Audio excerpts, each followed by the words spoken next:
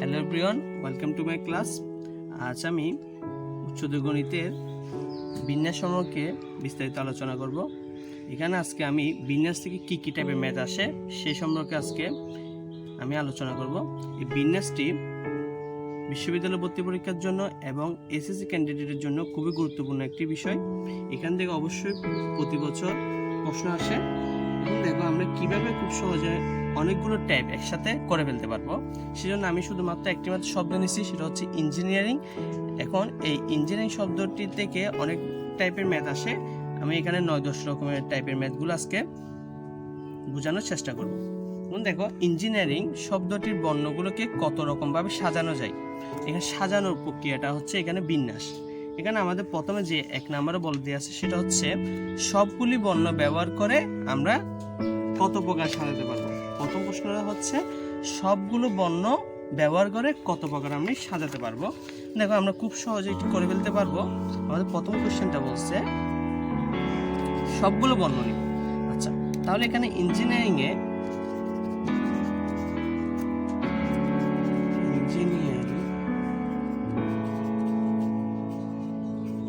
শব্দটিতে বর্ণ আছে, এখানে 11টি বর্ণ আছে। কয়টি বর্ণ? 11টি বর্ণের মধ্যে 3টি হচ্ছে ই, তারপর 3টি হচ্ছে এন, আর 2টি আই এবং 1টি আর আছে।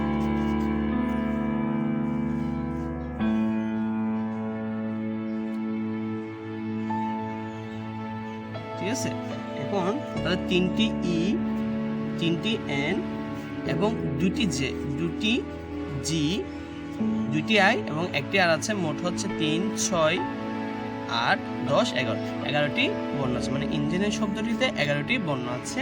এখন আমাদের প্রথম কোশ্চেনে বলছে সবগুলো বর্ণ ব্যবহার করে কত প্রকারে সাজানো যাবে। তাহলে মোট বিন্যাস হবে কত? মোট বিন্যাস হবে, এখানে যেহেতু 11টি বর্ণ আছে তাহলে হবে 11 ফ্যাক্টোরিয়াল, আর নিচে একের অধিক যেগুলো সংখ্যা এই বর্ণগুলো থাকবে সেগুলো বাক হিসেবে ফ্যাক্টোরিয়াল হিসেবে আমরা লিখবো। তাহলে হবে 3 ফ্যাক্টোরিয়াল, যেহেতু 2টা জি আছে 2 ফ্যাক্টোরিয়াল হবে, আর 2টি আই আছে তাহলে 2 ফ্যাক্টোরিয়াল হবে। অর্থাৎ যদি বর্ণ একাধিক থাকে তাহলে ওই বর্ণগুলো যতটা বর্ণ থাকবে তা আমরা ফ্যাক্টোরিয়াল হিসেবে বাক হিসেবে লিখবো। তাহলে এখান থেকে আমরা মোট বিন্যাস পাবো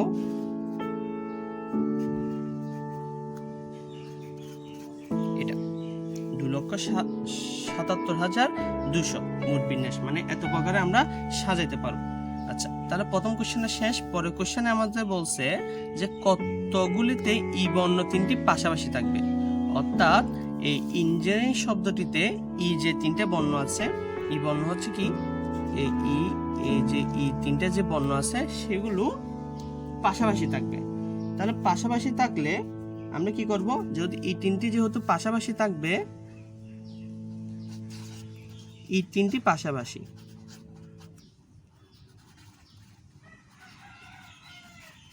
একটু লক্ষ্য করলে বোঝা যায় এই 3টি যেহেতু পাশাপাশি থাকবে সেই কারণে আমরা এই 3টি বর্ণকে একটি মাত্র বর্ণ বিবেচনা করব। এই 3টি যদি আমরা একটি মাত্র বর্ণ বিবেচনা করি তাহলে এই 3টি হচ্ছে একটি মাত্র বর্ণ। তাহলে মোট বর্ণ হবে 9টি। অর্থাৎ 11টির মধ্যে যদি আমরা 3টে বর্ণকে যদি একটি বর্ণ বিবেচনা করি তাহলে আমরা মোট বর্ণ পাবো কয়টা? 9টা। এখন এর মধ্যে যদি আমরা বিন্যাস করি তাহলে বিন্যাস হবে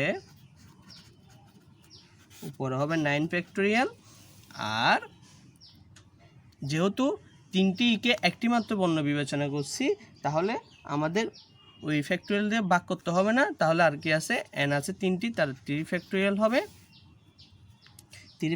হবে, আর জি হচ্ছে 2টা তাহলে 2 ফ্যাক্টোরিয়াল, আর হবে আই হচ্ছে 2টি তাহলে হচ্ছে 2 ফ্যাক্টোরিয়াল। তাহলে এটি হচ্ছে এই 3টি যদি পাশাপাশি থাকে তার বিন্যাস সংখ্যা। আচ্ছা, এরপর পরের কোশ্চেনটা বলছে কতগুলিতে 3টি ই প্রথমে থাকবে। অর্থাৎ আমাদের যে ইঞ্জিনিয়ারিং শব্দটি, এই ইঞ্জিনিয়ারিং শব্দটিতে এই 3টি কোথায় থাকবে? এই 3টি প্রথমে থাকবে। যেহেতু এই 3টি প্রথমে থাকবে আমরা সেটা গড় হিসাবে যদি আমরা করি তাহলে আমাদের বুঝতে সহজ হবে এবং মনেও থাকবে। তাহলে মোট যেহেতু বলছে 11টি শব্দ, 1 2 3 4 5 6 7 8 9 10 11। তাহলে 11টি বর্ণ, 11টি বর্ণের মধ্যে 3টি যে ই আছে, ই হচ্ছে কয়টা? এই ই 3টি হচ্ছে প্রথম স্থান দখল করবে। এই 3টি কি করবে? এই 3টি যেহেতু প্রথম স্থান দখল করবে, তাহলে ইকে কি আমরা বিবেচনা করব? তাহলে প্রথম স্থান মানে হচ্ছে 3টি ই প্রথম স্থানে থাকবে, মানে একটা পর একটা 3টা ই প্রথম স্থানে থাকবে। তাহলে 3টে ই বাদ দিয়ে আর কয়টা গড় থাকে? আর গড় থাকে 1 2 3 4 5 6 7 8। তাহলে আর 8টি গড় থাকে। তাহলে 8টি এখানে ই বাদ দিয়ে এই আর যে শব্দ বর্ণগুলো আছে সেগুলো এখানে বিন্যস্ত হবে, এই 8টি ঘরের মধ্যে বিন্যস্ত হবে। তাহলে আমাদের যে বিন্যাসটা করতে হবে সেটা হচ্ছে এই 8টি ঘরের মধ্যে যে বর্ণগুলো বসাবো সেটা নিয়ে। সেজন্য হবে বিন্যাস হবে, তাহলে কত পাচ্ছি? 8টি ঘরের মধ্যে বর্ণগুলো বিন্যস্ত হবে, তাহলে 8 ফ্যাক্টোরিয়াল হবে। তাহলে ই বাদ দিয়ে দিয়েছি, ই বাদ দিয়ে এন আছে কয়টা? এন আছে 3টা, তাহলে 3 ফ্যাক্টোরিয়াল হবে। আর জি আছে কয়টা? 2টা, তাহলে 2 ফ্যাক্টোরিয়াল হবে। আর আই আছে 2টা, তাহলে হচ্ছে 2 ফ্যাক্টোরিয়াল হবে। তাহলে এখান থেকে আমরা বিন্যাস পাচ্ছি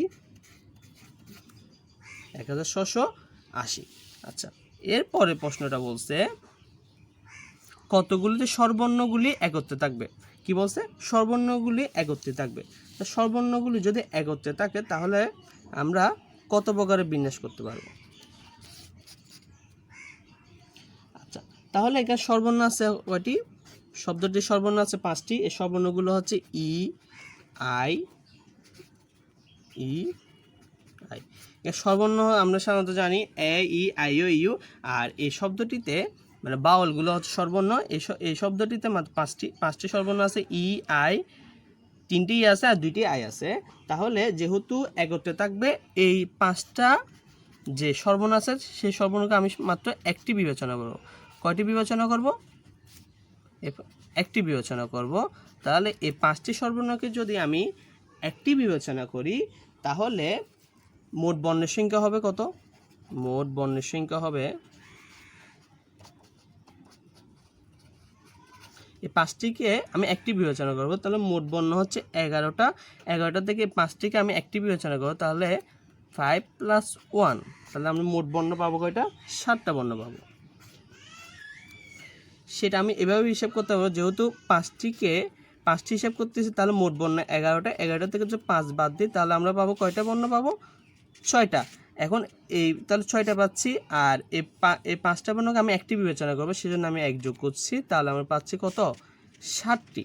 তাহলে 7টি বর্ণ নিয়ে আমাদের এখানে বিন্যাসটা হবে। তো 7টি বর্ণ নিয়ে যদি বিন্যাস হয় তাহলে বিন্যাস সংখ্যা হবে,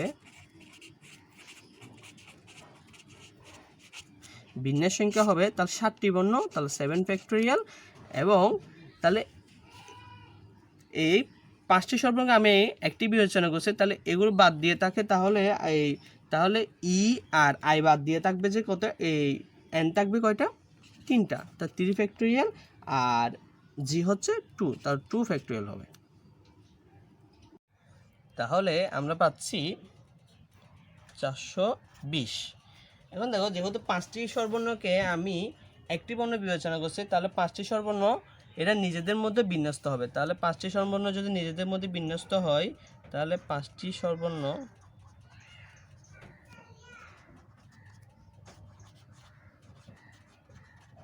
নিজেদের মধ্যে বিন্যাস সংখ্যা হবে কত? উপরে হবে 5 ফ্যাক্টোরিয়াল। এবং একটু লক্ষ্য করো, এখানে 5টি স্বরবর্ণের মধ্যে ই আছে 3টা, সেই কারণে হবে 3 ফ্যাক্টোরিয়াল। আর আই আছে 2টা, তাহলে হবে 2 ফ্যাক্টোরিয়াল। তাহলে এখান থেকে আমরা পাচ্ছি 10। কত পাচ্ছি? 10। তাহলে মোট বিন্যাস সংখ্যা হবে,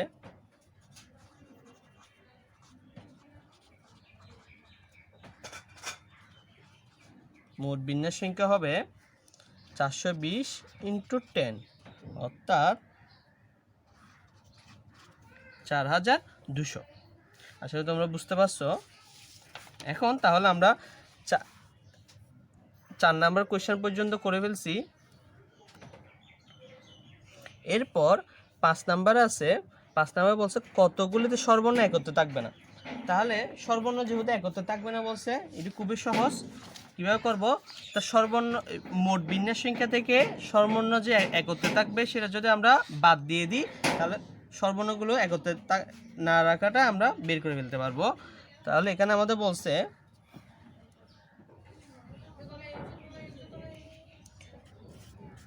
সর্বর্ণগুলো একত্রে না থাকার বিন্যাস সংখ্যা, তাহলে হবে, তাহলে আমাদের 5 নম্বর টাইপে বলছে কতগুলিতে সর্বর্ণ একত্রে থাকবে না। তাহলে এটা খুবই সহজ, কিভাবে যে একত্রে থাকবে না, তাহলে থাকবে না যেহেতু বলছে, তাহলে আমাদের এই ইঞ্জিনিয়ারিং শব্দটির মোট বিন্যাস সংখ্যা আমরা বের করে আর একত্রে থাকবে সেই বিন্যাস সংখ্যাটা যদি বের করে, তাহলে মোট বিন্যাস থেকে একত্রে থাকা বিন্যাস সংখ্যাটা যদি আমরা বাদ দিই তাহলে সর্বর্ণ কয়টা যে একত্রে থাকবে না সেটা আমরা খুব সহজেই বের করে ফেলতে পারবো। তাহলে সেটা কিরকম একটু দেখো, একটু খেয়াল করো।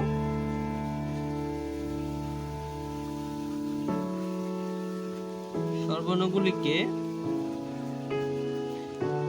একত্রে না থাকার বিন্যাস, একত্রে না থাকার বিন্যাস হবে মোট বিন্যাস থেকে, অর্থাৎ এই শব্দটি মোট বিন্যাস থেকে সর্বর্ণগুলি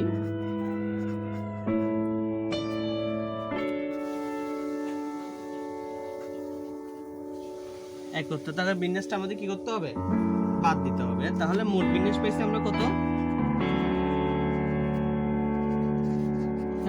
আর সর্বর্ণ যদি একত্রে থাকে সেটা বিন্যাস সংখ্যা পাইছি 4200। তাহলে সর্বর্ণগুলো একত্রে না থাকার সম্ভাবনা, একত্রে না থাকার বিন্যাস হবে, না থাকার বিন্যাস হবে এটা 2,73,000, মানে একত্রে থাকবে না। আচ্ছা, তাহলে এরপর 6 নাম্বার টাইপে বলছে সর্বর্ণগুলির ক্রম পরিবর্তন না করে। সর্বর্ণগুলি ক্রম পরিবর্তন না করে সেটা কিভাবে হবে একটু দেখো। ক্রম পরিবর্তন হবে না, অর্থাৎ এখানে সর্বর্ণ আছে 6 নাম্বারটা, সর্বর্ণ আছে কত, 5টি সর্বর্ণ আছে। সর্বর্ণগুলো হলো ই আই, অর্থাৎ 3টি আছে আর 2টি আই আছে। এখানে সর্বর্ণগুলো ক্রম পরিবর্তন হবে, অর্থাৎ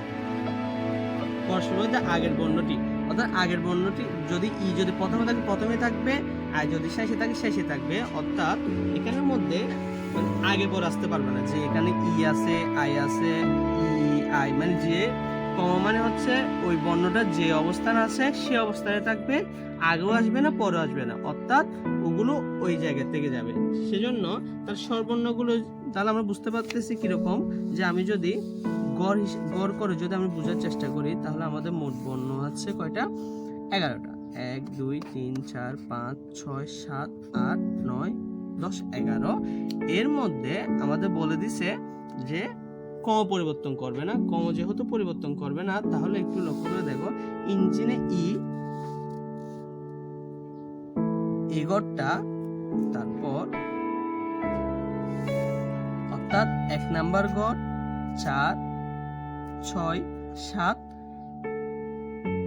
আর 9, এই 9 নাম্বার গড়ে আমরা দেখতেছি সর্বর্ণগুলো আছে, অর্থাৎ এই গড়গুলোর যে বর্ণগুলো সেগুলো কোনো পরিবর্তন হবে না, ঠিক থাকবে। তাহলে আমরা কি বুঝতে পারছি,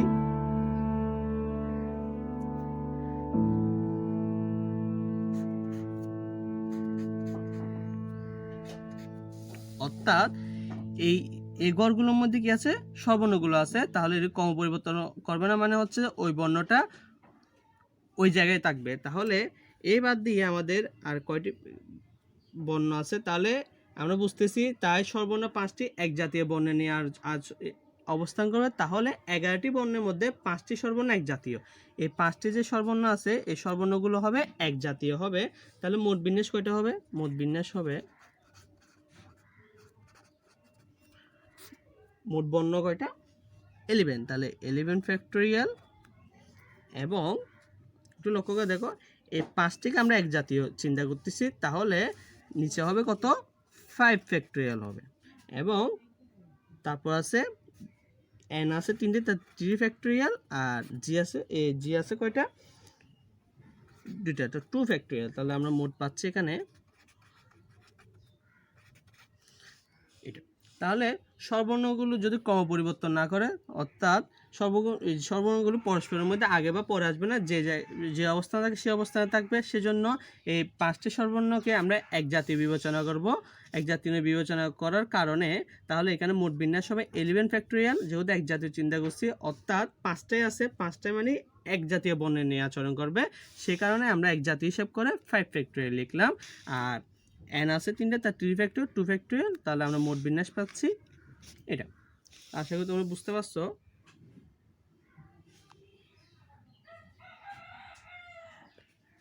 আচ্ছা, এরপরে কোশ্চেনটা বলছে, মানে পরের যে টাইপটা আছে বলছে প্রথমে ও শেষে জি থাকবে। প্রথমে ও শেষে কি থাকবে? জি থাকবে। তাহলে যদি আমরা গড় হিসেবে করি তাহলে খুব সহজে বোঝা যায়।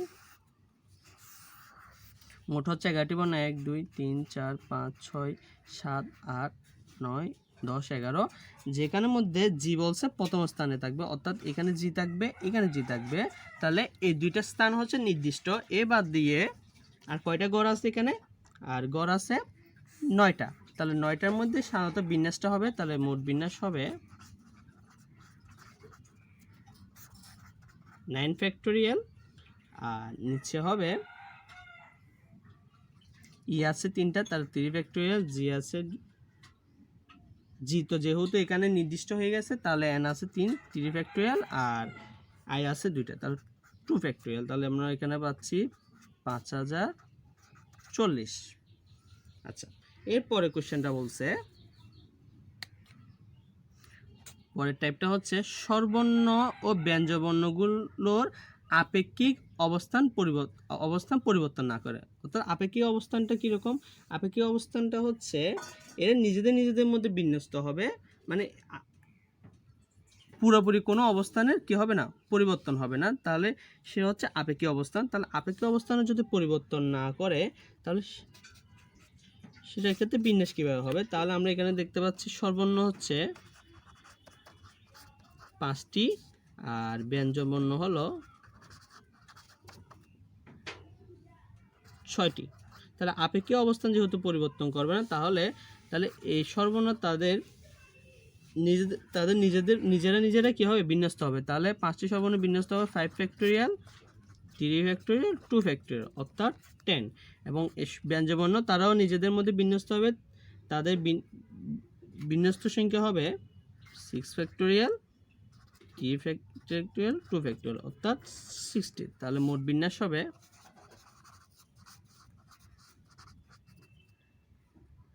10 × 60, অর্থাৎ 600। তাহলে আপেক্ষিক অবস্থানে যদি পরিবর্তন না হলে তাহলে এখানে যে স্বরবর্ণ ব্যঞ্জনবর্ণ থাকবে তাদেরকে আমরা তারা নিজেদের মধ্যে কী হবে, বিন্যস্ত হবে। বিন্যাস করার পর যে বিন্যাস সংখ্যাটা পাবো আমরা যদি গুণ করে দিই তাহলে এখানে মোট বিন্যাসটা আমরা খুব সহজে বের করে নিতে পারবো।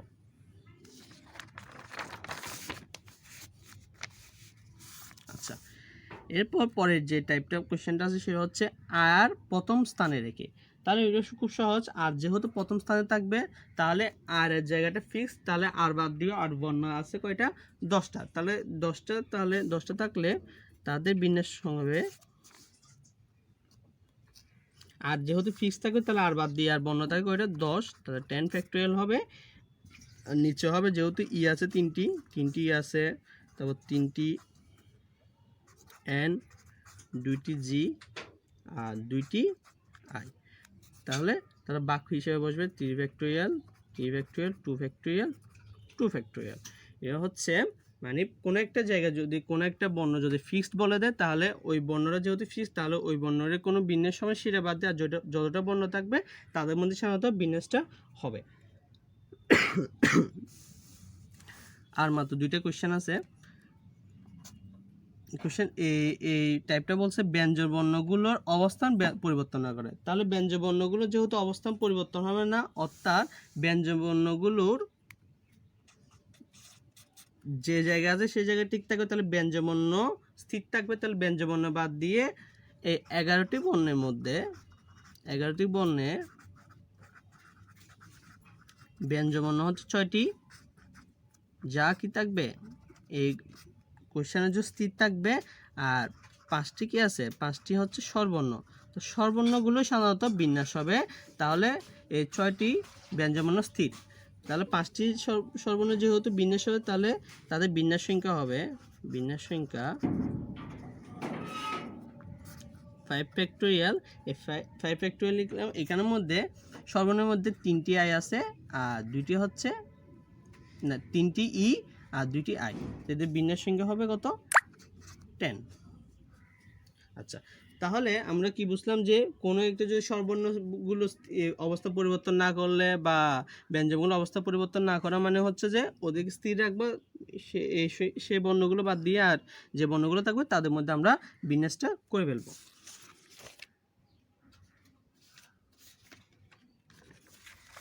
আমাদের শেষ যে টাইপটা আছে সেটা হচ্ছে 3টি ই, 3টি এন, 2টি জি ও 2টি আই আলাদাভাবে একত্রে থাকে। আলাদাভাবে মানে হচ্ছে কিভাবে? আলাদাভাবে হচ্ছে অর্থাৎ এই 3টিকে আমরা একটি বিবেচনা করব, এই 3টি এনকে একটি বিবেচনা করব, 2টি জিকে মানে এখানে যে বর্ণগুলো আছে মানে 3টি ই, 3টি এন, 2টি জি তাদেরকে আমরা একটি বিবেচনা করব। তাহলে একটি বিবেচনা করলে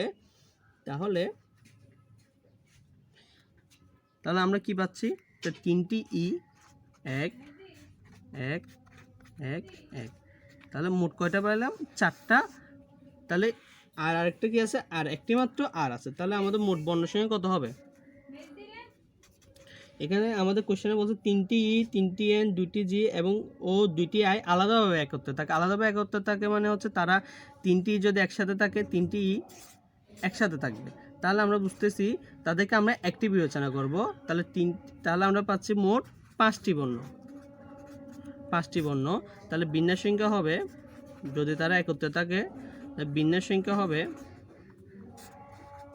5 ফ্যাক্টোরিয়াল।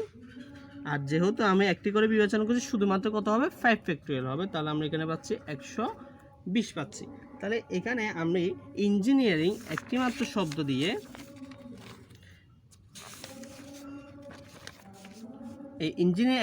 শব্দ দিয়ে আমি এখানে 11টা টাইপের কীভাবে ম্যাথগুলো করা যায় খুব সহজে বুঝে দিছি।